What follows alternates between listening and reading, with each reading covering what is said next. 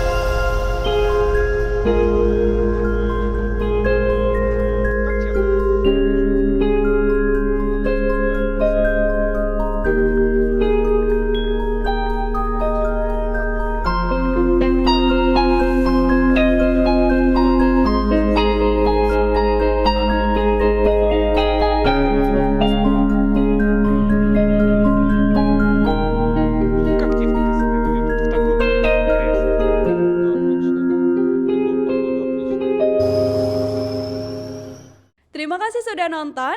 Jangan lupa like, subscribe, dan share ya.